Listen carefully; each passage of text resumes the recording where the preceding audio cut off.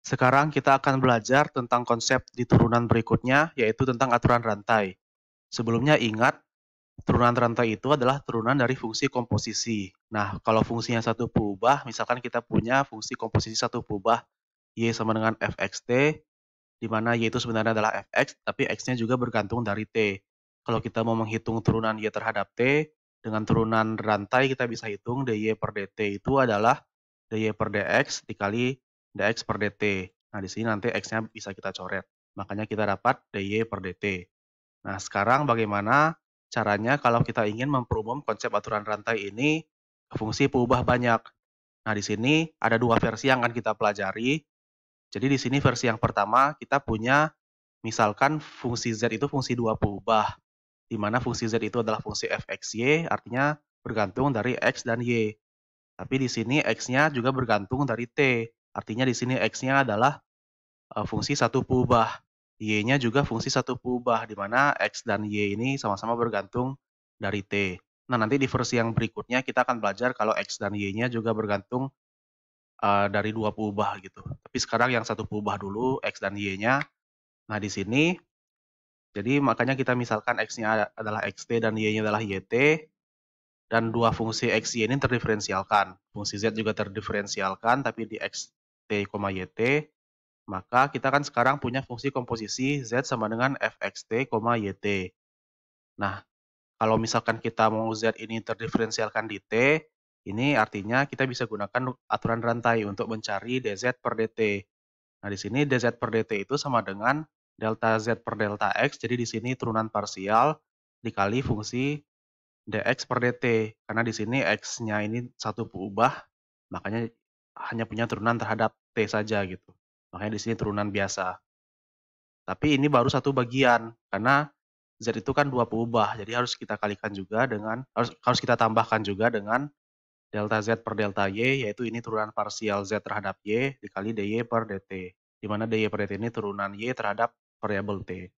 Jadi kalau mau kita lihat kurvanya, misalkan di sini kita punya, ya kita mau lihat grafiknya, grafik ya apa ya, kayak grafnya gitu.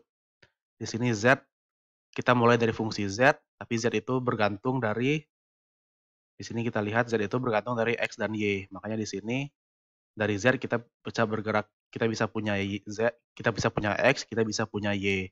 Artinya kita punya turunan terhadap x, delta z per delta x, kita punya turunan parsial terhadap y.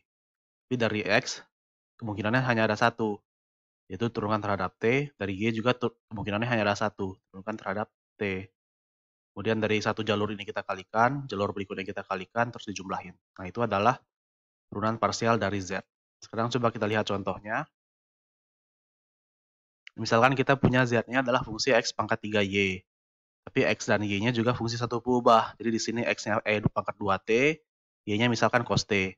Kita diminta untuk menentukan dz per dt.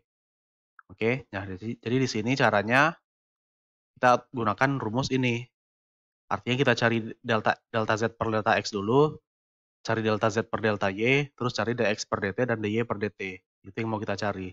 Jadi di sini cari dulu delta z per delta x.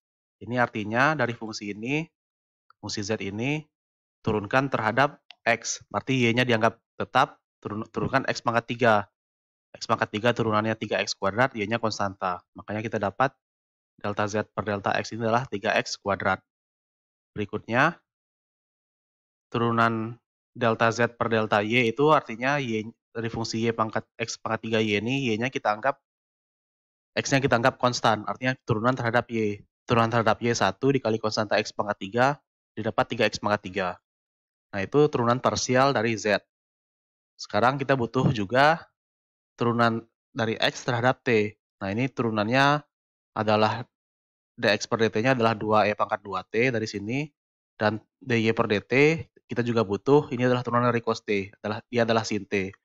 Nah, kita kan diminta untuk mencari dz per dt. Ini gunakan aturan rantai.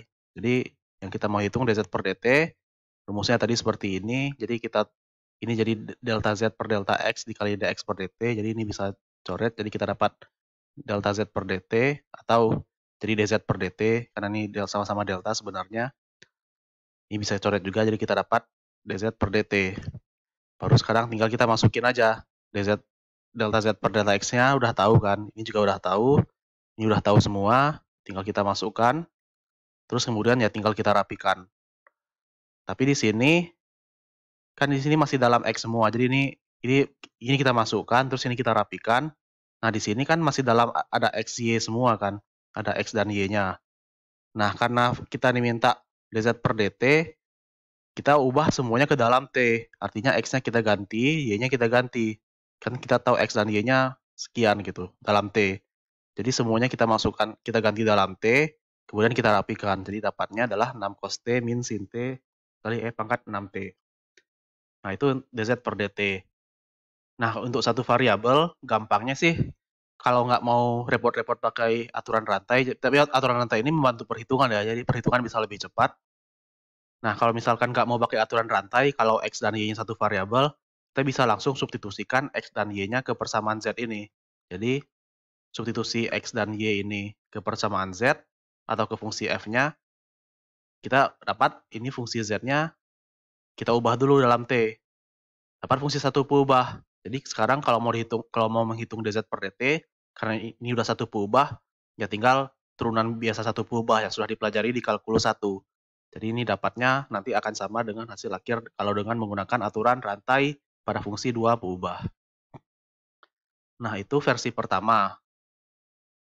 Contoh pertama ya. Sekarang contoh kedua soal cerita. Jadi misalkan kita punya sebongkah es berbentuk tabung diletakkan di bawah terik matahari, artinya esnya nanti akan mencair kan. Nah, karena esnya mencair, nanti di sini ketinggiannya, jadi ketinggian tabung ini dia punya tinggi H ya, tingginya menurun, dan menurunnya lebih cepat dibandingkan jari-jarinya R. Nah, di sini diketahui laju perubahan jari-jari adalah 1 cm per jam, dan laju perubahan tinggi adalah 3 cm per jam. Jadi di sini ya perubahan tingginya lebih cepat menurun daripada jari-jarinya ya. Jadi dari angkanya juga mengatakan demikian. Nah, di sini soalnya adalah tentukan laju perubahan volume S pada saat R-nya diberikan 15 cm dan hanya 40 cm. Nah, di sini cara mengerjakannya bagaimana? Di sini ingat, kita mau laju perubahan volume S, laju perubahan volume. Bendanya berbentuk tabung. Jadi di sini volumenya pasti karena S-nya berbentuk tabung, dari jarinya R ketinggiannya H, volume tabung adalah PR kuadrat H. Nah, kita mau dicari laju perubahan volume, ya pasti terhadap waktu kan, karena kan dia semakin lama semakin mencair, semakin berkurang. Jadi kita mau cari dV per dt. Ini pakai aturan rantai. Nah, ini aturan rantainya ini fungsi dua peubah, fungsinya terhadap R dan H. Pakai aturan rantai berarti kita dapat delta V per delta R dikali dr per dt. Nah, di sini kenapa dr per dt? Karena tingginya dan R-nya hanya berubahnya hanya tergantung terhadap waktu, sementara volume bergantung terhadap R dan H. Nah, di sini aturan rantainya seperti ini. Ini tinggal kita masukin delta V per delta R itu adalah turunan parsial dari fungsi ini, tapi di variabel R hanya kita anggap tetap, berarti dapat turunannya adalah 2pi RH. dr per dt, biarin aja dulu. Terus sekarang dv per dh. Jadi turunkan v terhadap variabel h, artinya r kuadrat kita anggap tetap, jadi turunannya dapat pr kuadrat kali dh per dt. Nah, di sini diketahui laju penurunan jari-jari adalah 1 cm per jam kan. Ini artinya dr per dt, tapi dia menurun, makanya negatif 1 gitu. Nah, jadi diketahui juga tadi kalau laju penurunan jari-jarinya, ini laju penurunan tinggi ya. Ini salah tulis ini. Laju penurunan tingginya lah 3 cm per jam. Ini karena salah ketik karena copy paste tadi. Tapi ya diketahui dari soal laju perubahan tingginya 3 cm per jam. Makanya dh per dt, karena dia penurunan makanya jadi negatif di sini. Artinya kita diminta tadi soalnya adalah laju penurunan saat R-nya dan H-nya diketahui. Jadi sekarang tinggal kita masukkan aja rumusnya. Jadi dV per dt-nya kita dapat rumusnya, RH-nya kita ganti dengan yang diketahui yaitu 15 dan 40, dr per dt dan dh per dt-nya juga diganti menjadi ini dr per dt-nya dan dh per dt-nya ini. Tinggal kita masukin. Jadi hasilnya dapat perubahan volumenya sekian. Jadi ini artinya volumenya berkurang sebanyak 1875 pi cm kubik tiap jam. Nah, itu contoh soal cerita untuk yang menggunakan aturan rantai. Nah, tapi ini aturan rantainya baru versi pertama, di mana fungsinya dua peubah tapi komponennya satu peubah. Jadi di sini R-nya satu peubah, H-nya satu peubah. Di sini juga fxy-nya ini fungsi dua peubah tapi x-nya satu peubah, y-nya satu peubah. Sekarang bagaimana kalau x dan y-nya juga dua peubah? Jadi di sini versi yang kedua, misalkan kita punya fungsi dua peubah fxy, tapi x-nya fungsi dua peubah juga. X-nya adalah fungsi bergantung terhadap U dan V, Y-nya juga bergantung terhadap U dan V. Nah, di sini X, Y-nya punya turunan parsial di U dan V ya, jadi punya delta X per delta U, delta X per delta V, Y juga punya turunan parsial terhadap U dan V. Nah, di sini Z-nya misalkan terdiferensialkan di titik X UV dan koma Y UV. Nah, di sini karena ini artinya Z ini sekarang menjadi fungsi dua peubah yang bergantung dari U dan V. Ya kan? Artinya Z ini akan punya turunan parsial pertama terhadap U dan terhadap V. Nah, di sini bisa kita hitung turunan parsial Z terhadap U, itu rumusnya adalah menjadi delta Z per delta X dikali delta X per delta U, ini untuk yang komponen terhadap X-nya, kemudian harus diturunkan terhadap Y-nya, berarti menjadi delta Z per delta Y dikali delta Y per delta U. Ini kan bisa dicoret jadi seperti ini, kira-kira kita dapat delta Z per delta U juga gitu. Begitu juga dengan delta Z per delta V. Jadi ini rumusnya adalah delta Z per delta X dikali delta X per delta V ditambah delta Z per delta Y dikali delta Y per delta V. Jadi kira-kira delta X-nya bisa coret, ini delta Y bisa coret, kita dapat delta Z per delta V. Jadi kalau mau kita lihat grafiknya, jadi misalkan kita mulai dari Z, Z itu kan fungsi terhadap X dan Y, jadi kemungkinannya ya cuma ada dua kan, jadi kemungkinannya dia punya turunan parsial terhadap X, kemudian bisa juga terhadap Y. Tapi sekarang X itu punya dua kemungkinan juga, karena dia dua peubah kan, jadi X ini bisa diturunkan terhadap U, bisa juga diturunkan terhadap V, begitu juga dengan Y. Kemudian kalau mau nyari delta Z per delta U, ya tinggal jumlahin aja yang ini garis pertama, yang sama-sama ada delta U-nya.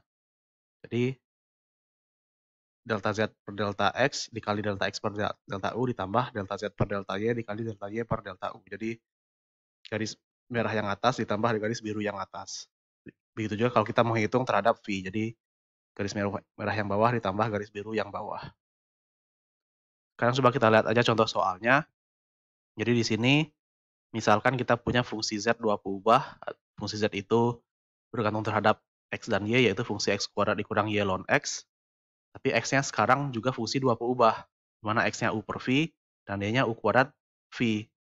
Nah, di sini tentukan delta Z per delta U dan delta Z per delta V. Artinya di sini kalau kita mau lihat rumusnya, ini yang delta Z per delta U dulu yang seperti ini. Jadi hitung dulu delta Z per delta X, delta Z per delta Y, terus hitung juga delta X, delta U, dan delta Y per delta U. Nanti di soal berikutnya kita juga butuh delta X per delta V dan delta Y per delta V. Ya kita hitung semuanya, jadi di sini ini delta X per delta X, delta Z per delta X-nya, ini turunkan terhadap X, artinya Y-nya kita anggap konstanta, makanya di sini jadi 2X dikurang Y per X, karena turunan non X itu per X. Kalau kita turunkan terhadap Y, ini X kuadratnya jadi 0, karena dia kita anggap konstanta, turunan Y 1, jadinya turunannya adalah negatif ln X. Delta X per delta U juga bisa kita hitung, delta X per delta V kita hitung, begitu juga dengan delta Y per delta U dan delta Y per delta V. Dapat dihitung dari sini. Kemudian tinggal kita masukkan rumusnya. Jadi misalkan delta Z per delta U, ini adalah rumusnya seperti ini. Terus kita masukkan dari yang ketahui. Jadi ini delta Z, delta X-nya tahu, delta Z, delta Y-nya tahu, delta X, delta U-nya tahu, delta Y per delta U-nya tahu. Masukin semua. Tapi sekarang ini kan masih dalam X, Y, dan UV. Nah, ubah X dan Y-nya dalam U dan V. Karena di sini X-nya kita tahu U per V dan Y-nya juga dalam U dan V. Jadi sekarang ini masukin langsung dari rumus. Sekarang X dan Y-nya kita ubah ke dalam U dan V berdasarkan yang diketahui. Nah, setelah itu dapat seperti ini dan ini tinggal dirapikan hasilnya seperti ini. Begitu juga dengan delta Z per delta V. Masukin rumus, ini rumus aturan rantainya, masukkan nilai delta Z per delta X dan lain-lainnya udah ketahui kita hitung duluan. Ini kita hitung duluan. Oke. Terus di sini masih ada X, Y, dan U, V, ubah semuanya ke dalam U dan V. Karena di sini kan Z-nya nanti kan fungsi dalam U dan V gitu. Di sini masukkan X dan Y-nya seperti yang diketahui pada soal, kemudian dirapikan. Jadi ini dapat hasil akhirnya seperti ini.